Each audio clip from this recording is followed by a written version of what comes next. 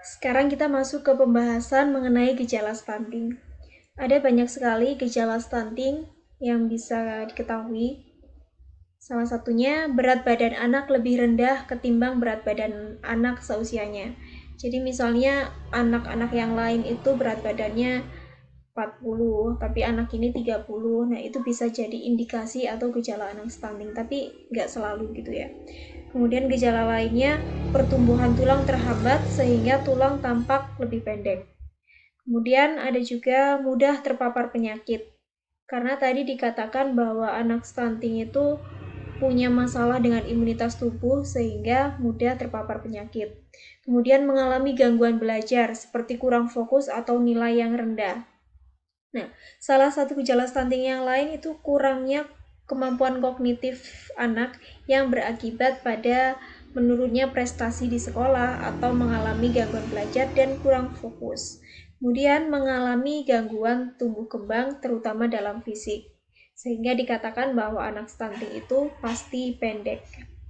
Kemudian, jika anak mengidap penyakit kronis seperti TBC, anemia, dan penyakit jantung bawaan, gejala stunting bisa terlihat dari beberapa hal. Yang pertama, fisiknya kurang aktif bergerak. Kemudian mengalami batuk kronis, demam, dan keringat berlebih di malam hari. Kemudian ada juga sianosis. Sianosis yaitu tubuh anak berubah warna jadi kebiruan ketika menangis. Sering lemas dan tampak tak bertenaga. Anak stunting itu biasanya sering terlihat lemas, letih, lesu gitu kan, nggak bersemangat gitu. Kemudian sering sesak nafas. Selanjutnya ada clubbing finger, yaitu ujung jari atau kuku itu berbentuk seperti bagian belakang sendok. Jadi melebar kemudian menekuk.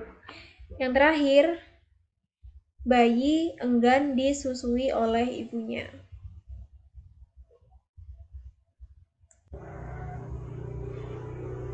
Sebagian orang masih beranggapan bahwa anak yang pendek itu stunting ya, padahal belum tentu gitu kan.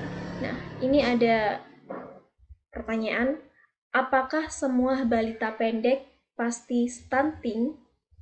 Menurut Kementerian Kesehatan Republik Indonesia, tidak semua balita pendek itu termasuk dalam kategori stunting.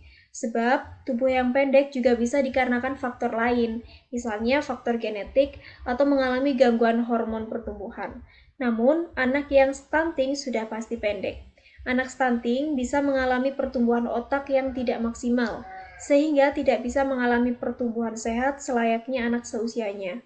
Pun anak dengan stunting beresiko mengalami gangguan kesehatan lain, seperti diabetes dan gangguan jantung. Jadi kesimpulannya, anak stunting sudah pasti pendek, sedangkan anak yang pendek belum tentu stunting.